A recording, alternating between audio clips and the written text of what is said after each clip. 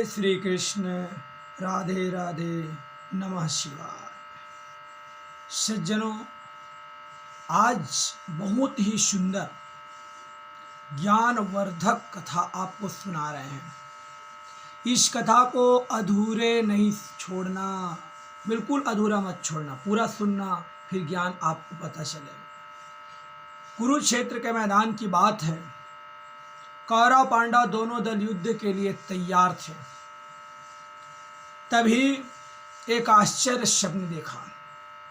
युधिष्ठिर रथ से उतरे और कवच उतार करके हथियार रख दिए, धनुष बाण जो भी पकड़े थे, और पैदल चलते जाने लगे कौरव दल की ओर। पितामह भीष्म के पास चले गए। जैसे ही तो उनको जाते देख करके सबको बड़ा आश्चर्य हुआ। भीम, अर्जुन, नकुल, सहदेव सब देख रहे हैं आश्चर्य में कि भैया को हो क्या गया है। युद्ध के मैदान में ये इस तरह से पैदल जा कहां रहे हैं। भगवान कृष्ण बोले सभी भाइयों को, चुपचाप देखते रहो बस। युधिष्ठिर हमेशा ही धर्म ही निभाएगा, चिंता मत करो।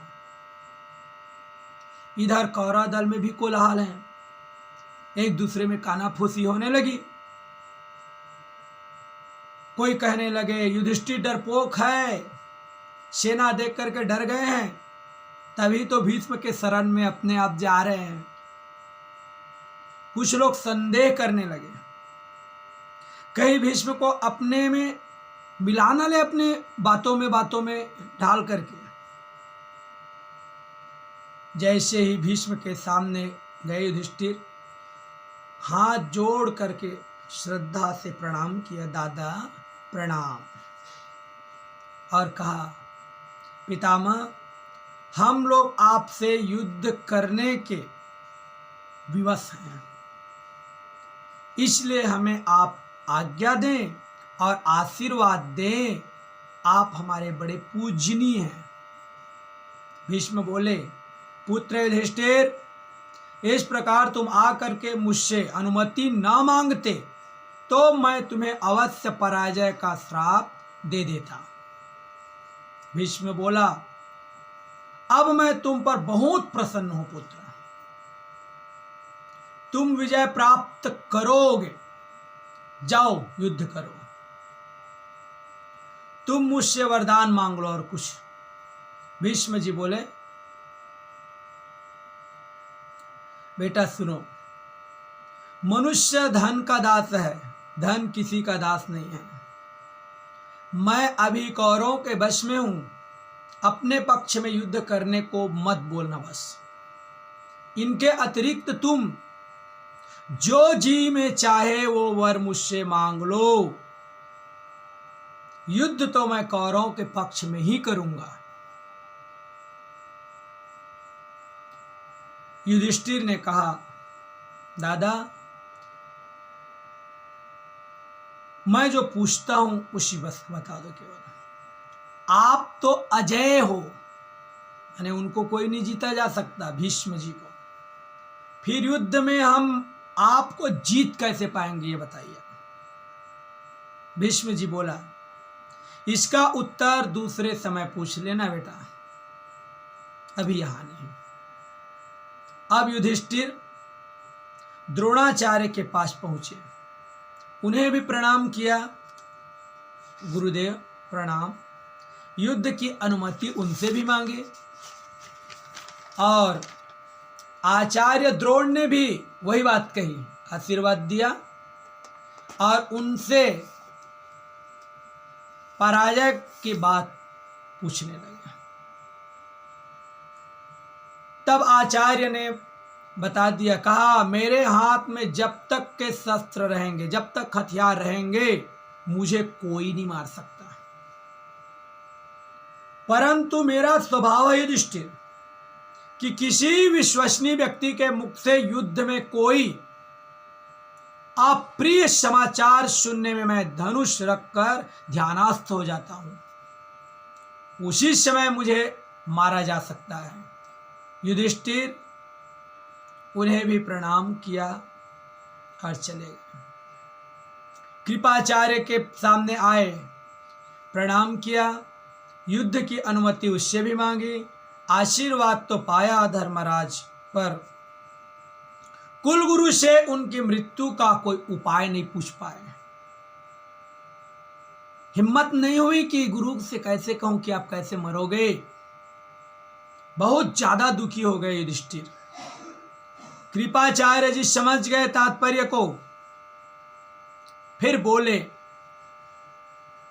राजन मैं अवध्य हूं, मुझे कोई नहीं मार सकता, किसी के द्वारा भी मैं मारा नहीं जा सकता।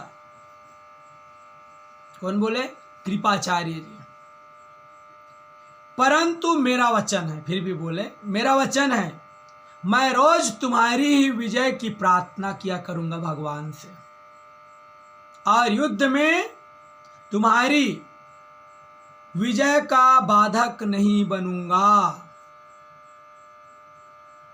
फिर युधिष्ठिर मामा शल्य के पास गए। तब वह भी बोला, बाद में आना तो बताऊंगा। मैंने उनको भी पूछे कि तुम कैसे मरोगे मामा, बताओ शल्य जी से। फिर वो एक वचन दिया, मामा अपने निष्ठुर वचनों से कर्णों को हतोत्साहित करते रहूंगा। मैं कर्ण को हतोत्साहित करते रहूंगा, मैं उनके मनोबल को घटाने का प्रयास करता रहूंगा। तो बड़े के प्रति सम्मान, सरलता, शिष्टाचार का यही गुण और बड़ों से मिला आशीर्वाद युधिष्ठिर के लिए महाभारत युद्ध का वरदान बन गया। माने उन सब ने ऐसी सहानुभूति उत्पन्न कर दी कि पांडव दल को दुष्कर युद्ध में विजय दिला दिया। एक योद्धा थे जो अजय थे, फिर भी विजय मिली तो पांडवों को, क्योंकि युधिष्ठिर ने बड़ों का सम्मान किया, धर्म का पालन किया, और यो बड़ों का सम्मान का फल ही पांडवों को विजय श्री की प्राप्ति कराई, सफलता दिलाई।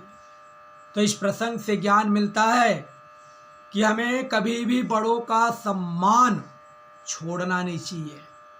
कैसी भी परिस्थिति हो, जो पूजनीय है उनको पूजनीय जैसा सम्मान दो, और जो आदरणीय है उनका सदा आदर करो, फिर जीवन में सफलता अवश्य मिलेगी। इस कथा से यही ज्ञान हमें मिलता है कि बड़े सदा ही हमारे आदरणीय होते हैं और पूजनीय होते हैं। हमें अपना धर्म का त्याग कभी नहीं करना चाहिए। प्रेम से बोलो धर्मधुरीन भगवान की जय।